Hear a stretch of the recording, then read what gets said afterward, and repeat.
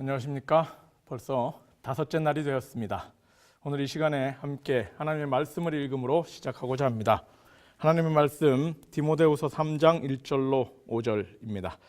내가 이것을 알라 말세에 고통하는 때가 이르리니 사람들은 자기를 사랑하며 돈을 사랑하며 자긍하며 교만하며 회방하며 부모를 거역하며 감사치 아니하며 거룩하지 아니하며 무정하며 원통함을 풀지 아니하며 참소하며 절제하지 못하며 사나우며 선한 것을 좋아 아니하며 배반하여 팔며 조급하며 자고하며 쾌락을 사랑하기를 하나님 사랑하는 것보다 더하며 경건의 모양은 있으나 경건의 능력은 부인하는 자니 이 같은 자들에게서 내가 돌아서라.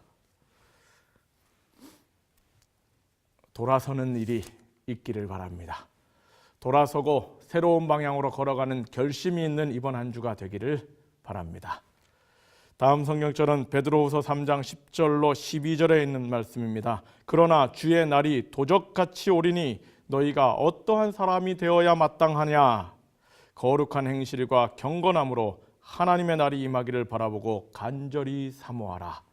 주님 오시는 날을 기다리는 우리는 우리의 삶을 새롭게 하여 경건한 삶으로 하나님의 날 오심을 기다려야 될 것입니다. 너희는 이 세대를 본받지 말고 오직 마음을 새롭게 함으로 변화를 받아 하나님의 선하시고 기뻐하시고 온전하신 뜻이 무엇인지 분별하도록 하라. 로마서 12장 2절의 호소가 우리 그리스도인들에게 있어서 우리의 삶을 주님 안에서 새롭게 하는 분별력 있는 신앙인들이 되시기를 간절히 바랍니다. 오늘은 5번째 시간으로 불신 세상 속에 살아가는 거룩한 사람이라는 주제로 말씀을 나누고자 합니다. 최근에 한국에서 각 종교단체 중 주님을 믿는다라고 하는 개신교가 신뢰도, 호감도 두 가지 모두에서 매우 낮게 나오고 있는 것을 여러분들이 아실 것입니다. 구체적인 수치를 언급하지 않아도 피부로 느끼고 있을 것입니다. 아마 그렇게 된 원인은 개신교계가 가지고 있는 한국 교회가 가지고 있는 각종 문제들, 교회 세습의 문제라든지요, 어떤 성추문들이라든지, 그리고 돈 문제라든지 이런 각종 문제들이 자꾸 부각되었기 때문일 것입니다. 그런데 이런 문제를 자꾸 부추기는 것이 물론 미디어입니다. 그런데 그렇게 보도하는 미디어보다는 문제를 일으키는 그 교회, 그 교인들이, 그 지도자가 좀 더 정신을 차려야 될 일이라고 생각을 합니다. 사실 이것을 좀 더 내면으로 들어가 보면 교회에 대한 반감이라기보다는 목사직에 대한, 성직자에 대한 반감이 좀 더 큽니다. 마치 고려 말 승려들에 대한 반감이 가득했던 것처럼. 사실 청소년 사역도 그렇습니다. 청소년 사역에서는 그 지도자의 중요성을 항상 이야기합니다. 그래서 지도자가 있는 곳에 청소년이 있다라는 이런 말이 있고요. 그 반대의 개념은 이런 말도 있습니다. 청소년들이 교회를 떠나는 것이 아니다. 청소년들은 지도자를 떠나는 것이다. 라는 정의가 있습니다. 상당히 의미 있는 말이라고 생각이 됩니다. 이 시대에 믿는다고 하는 사람들의 모습에서 보여지는 실망스러운 모습 때문에 믿지 않는 자들이 이 믿음의 행렬에 참여하는 것을 꺼려하고 이미 믿고 있던 믿음의 대열에 있던 사람들조차도 특히 젊은 세대들은 이 믿음의 행렬에서 이탈하기를 쉽게 하는 이유는 믿음을 이야기하는 이 교회가 별로 믿음직하지 않기 때문인 것입니다. 그래서 우리가 잘 아는 가나안 성도 이런 말이 나옵니다. 신앙은 하고 교인이긴 한데 안 나가를 거꾸로 해서 가나안 성도, 그리고 또 다른 말로 교회 밖 신앙. 우리가 그동안 생각해온 우리의 생각 속에는 신앙은 교회에 가는 거였는데 교회를 안 가고 신앙을 하겠다. 교회 공동체에 참여하지 않고 신앙을 하겠다는 교회 밖 신앙, 이런 일들이 많이 양산되고 있습니다. 그런데 제가 이 주제를 좀 생각해 봐야겠다, 함께 고민해 봐야겠다라고 생각한 이유는요. 그런데 우리가 심각하게 봐야 될 이유는 이런 사회적인 반기독교 정서, 사회적인 반신앙 정서, 사회적인 불신 정서가 재림교회 안에도 암암리에 점점 퍼져나가는 것 같은 느낌이 듭니다. 실로 가장 큰 슬픔은 교회 안에서, 교회 구성원 간에 상호 신뢰가 약해져 간다는 것입니다. 교회 안에서 계층이 나눠지고, 교회 안에서 성직자와 성도가 나눠지고, 늙은이와 젊은이가 나눠지고, 남성과 여성이 나눠지고, 이 지역과 저 지역이 나눠지고, 이 직업군과 저 직업군이 나눠지고, 그러면서 서로 신뢰하지 못하는 것, 가슴 아픈 일입니다. 물론 이런 현상이 이 교회의 대세가 아닐 것입니다. 그리고 어떤 분들은 처음 듣는 이야기일 수도 있습니다. 그런데 이런 일들이 점점 더 확산되어 가는 것처럼 느껴집니다. 제가 이 시간에 이것을 언급함으로 인하여 그 문제가 더 많아지는 우려가 개인적으로 있기도 했으나, 우리가 한 번은 이 문제를 생각해 볼 필요가 있다, 사료되어 말씀을 나누고자 하는 것입니다. 먼저 성경을 보면요, 성경에 우리가 잘 아는 예수님께서 사마리아 여인을 만나는 장면이 요한복음 4장에 나옵니다. 이 요한복음 4장에 가보면 예수님께서 굳이 사마리아로 가셨고요. 그 사마리아로 가시면서 수가라 하는 동네에 이르러 야곱의 우물가에 앉아서 4장 6절 보면 거기 또 야곱의 우물이 있더라. 예수께서 행로에 고나여 우물 곁에 그대로 앉으시니 때가 제 6시쯤 되었더라. 사마리아 여자 하나가 물을 길러 왔음에 예수께서 물을 좀 달라 하시니 이는 제자들이 먹을 것을 사러 동네에 들어갔음이로라. 사마리아 여자가 가로되 당신은 유대인으로서 어찌하여 사마리아 여자인 나에게 물을 달라 하나이까 하니 이는 유대인이 사마리아인과 상종치 아니함이로라. 이 장면에서 예수님께서 사마리아 여인에게 물 좀 달라 했습니다. 우리가 이 배경을 잘 알다시피 당시 유대인과 사마리아인 사이에서는 서로 그렇게 상종이나 왕래나 신뢰나 이런 게 없었습니다.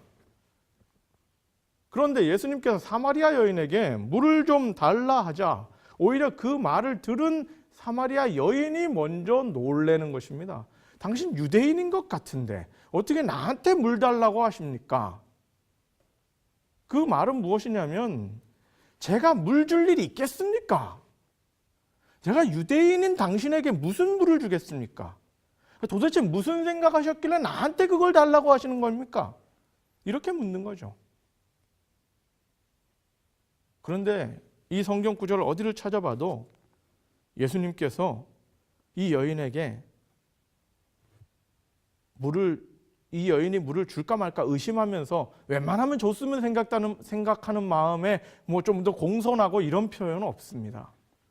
성경 구절에 보면 마치 당연히 그런 것처럼, 당연히 누군가 목이 마르면 물을 주는 것이 당연한 것처럼, 상식인 것처럼 이 사마리아 여인이, 그 여인이 사마리아인이건 뭐 어디 다른 사람이건 관계없이, 물 달라고 하는 예수님이 유대인이건 뭔건 관계없이 그냥 사람과 사람 사이에서 물 뜰 수 있는 사람이 목마른 사람에게 물을 주는 것은 당연한 것인 것처럼 예수님은 그에게 물을 요청했던 것입니다. 이 예수님의 모습은 신뢰하기 힘든 관계 속에서, 신뢰하기 힘든 사회적 풍토 속에서 그 사람을 전적으로 신뢰했던 것입니다. 그랬기 때문에 이 여인도 예수님을 향하여 마음의 문을 열 수 있었습니다. 시대의 소망의 19장이 바로 야곱의 우물가에서라는 제목으로 이 장면을 다뤘습니다. 여기서 매우 의미심장한 구절이 등장합니다. 뭐냐면 친절을 베푸는 일이 거절당할 수도 있을 것이나, 그 당시 상황으로는 사마리아인이 유대인에게 뭐 주는 거 당연히 안 될 수도 있는 일이었습니다. 그러나 예수님은 요청하셨습니다. 이 장면에 대하여 이야기하기를 뭐라고 써놨냐면, 친절을 베푸는 일이 거절당할 수도 있을 것이나 신뢰는 신뢰를 일깨운다. 예수님께서 먼저 그 사마리아 여인을 믿어주셨기 때문에 이 사마리아 여인이 사마리아인과 유대인이라는 이 핏줄의 편견에 사로잡힌 사람 아닐 것이다라고 믿어줬기 때문에 이 사마리아 여인이 물 하나 주는 것까지도 인색할 것이 아니라고 믿어줬기 때문에 그 예수님의 신뢰가 그 여인의 마음을 움직였고 그것이 나아가서 두 사람의 새로운 만남이 되었으며 사마리아 여인에게는 예수님을 목숨 걸고 믿게 되는 일이 되었던 것입니다. 예수님의 신뢰가 그 사마리아 여인의 신뢰를 깨우친 것입니다. 예수님의 믿음이 그 사마리아 여인의 믿음을 깨우친 것입니다. 우리가 살아가는 이 세상 점점 더 믿기 어려운 세상입니다.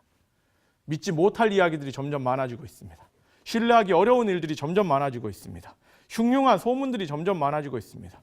누군가 누구에 대하여 말하면 그렇게 안 좋게 이야기하는 것들이 너무나 많습니다. 비난이 많습니다. 신뢰하기 어렵습니다.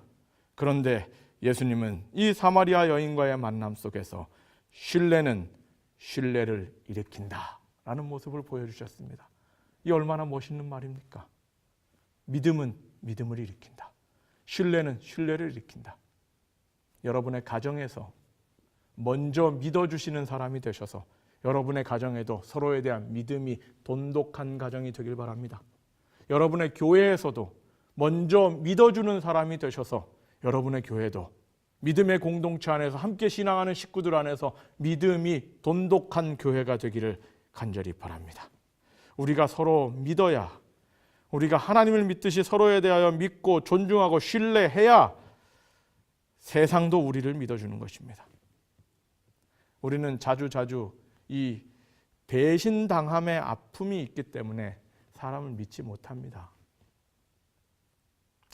예전에 배신당한 적이 있고 예전에 누군가에게 상처받았던 적이 있기 때문에 그 사람에 대하여 전적으로 믿어주는 것 잘 못할 수 있습니다. 그러나 예수님을 생각해 보시기 바랍니다. 예수님은 그 배신당하는 아픔을 감수하며 사람을 믿어주셨습니다. 예수님이 유다가 그런 짓 할 줄 몰라서 유다를 믿었던 것이 아닐 것입니다. 그의 배신을 통하여 그분이 당하실 고통이 어떠한지를 다 알지만 믿어주기로 작정하고 믿으셨던 것입니다. 여러분, 우리 재림교회가 이 불신이 가득한 세상에서,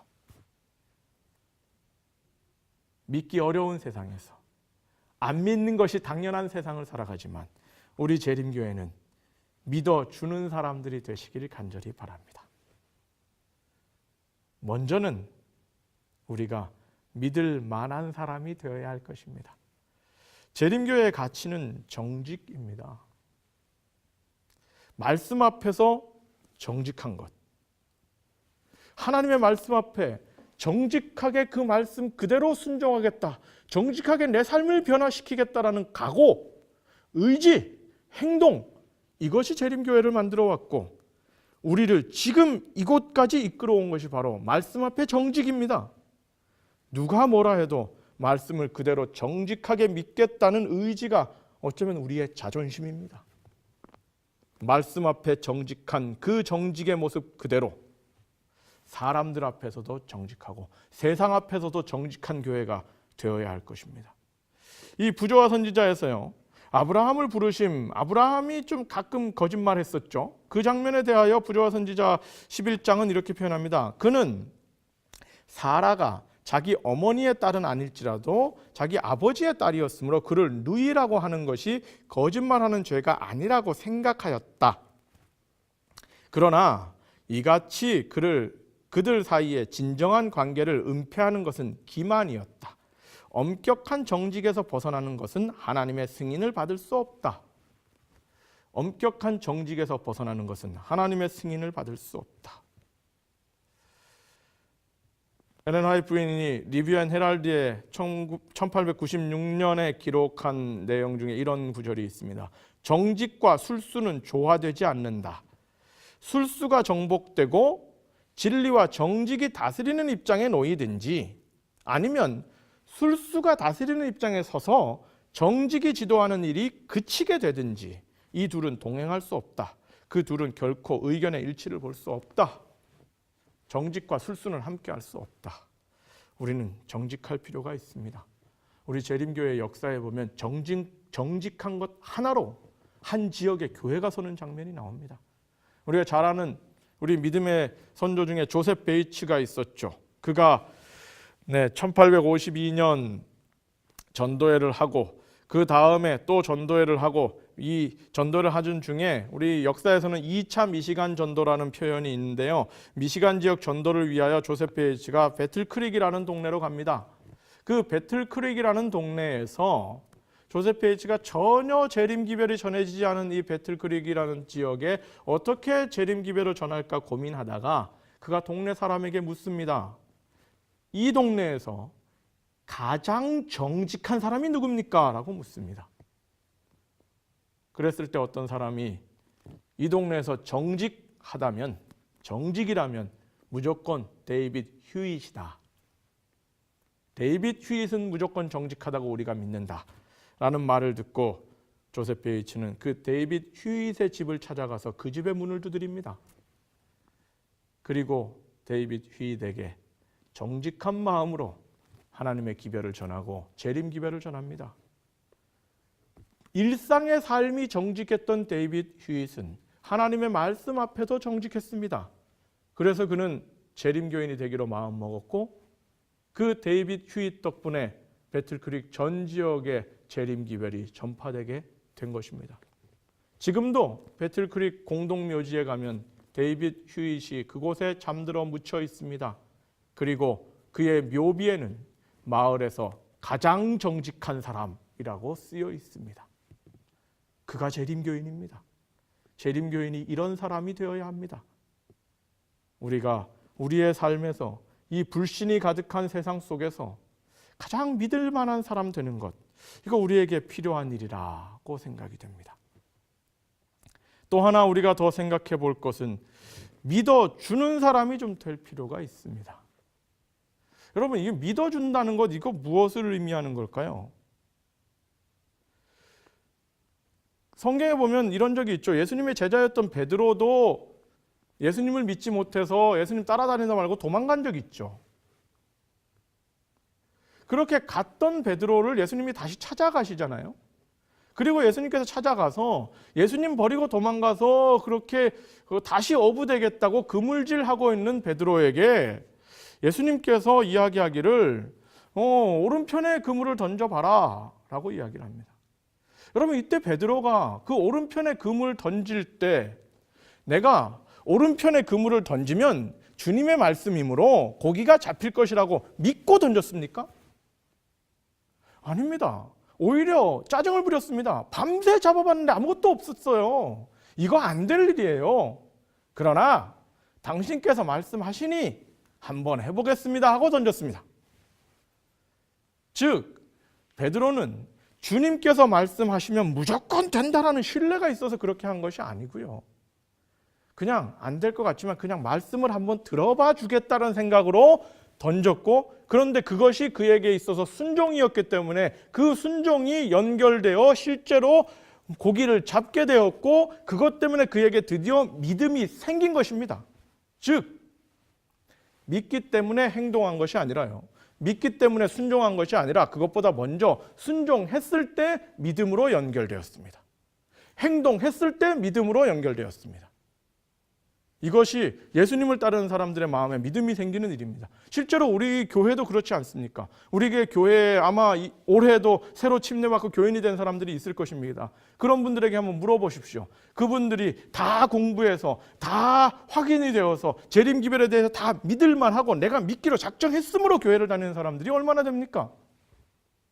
그냥 다니다 보니 여러 가지 관계에 의하여 여러 가지 상황에 의하여 교회를 다니다 보니 점점 믿음이 생기는 것입니다. 이것이 자연스러운 상황입니다. 우리가 예수님을 믿는데도 그렇듯이 사람을 믿는데도 마찬가지입니다. 아직 믿음이 내게 확신이 아직 되지 않을지라도 믿어주고자, 좋게 생각하고자, 좋게 평가하고자 노력할 필요가 있습니다. 그래서 로마서 1장 17절에서 이 믿음에 대하여 표현할 때 로마서 1장 17절에 이런 문구가 있습니다. 믿음으로 믿음에 이르게 하나니, 이런 표현이 있습니다. 연구해서 확인함으로 믿음에 이르게 하나니, 이게 아니고요. 믿음으로 믿음에 이르게 하나니. 무엇을 보고 믿는 것, 그건 믿는 게 아니라요, 인정하는 것입니다. 안 보고도 믿어주는 것이 진짜 믿는 것입니다. 우리는 흔히들 이런 말을 합니다. 그 사람 믿을 만한 사람이다. 그 사람 믿어줘야 된다. 그 사람 지지해줘야 된다. 존중해줘야 된다. 그 사람 인정해줘야 된다라고 말할 때 우리는 이런 말을 합니다. 믿을 만한 짓을 해야 믿지. 믿을 만한 행동을 해야 믿지. 그런데 믿음은요, 믿을 만한 행동을 안 해도 일단 그냥 믿어주는 것입니다. 믿을 만한 행동을 확인한 다음에 믿어주는 것은 그냥 인정하는 것입니다. 여러분, 우리가 살아가는 세상이 권위에 대한 존중이 거의 사라진 세상을 살아갑니다. 우리 한국 사회가 근래에서 이렇게 이 사회적으로 이 민주의식이 급진적으로 발전을 하면서 이것이 어떤 면에서는 약간의 좀 부작용도 나타난다고 생각합니다.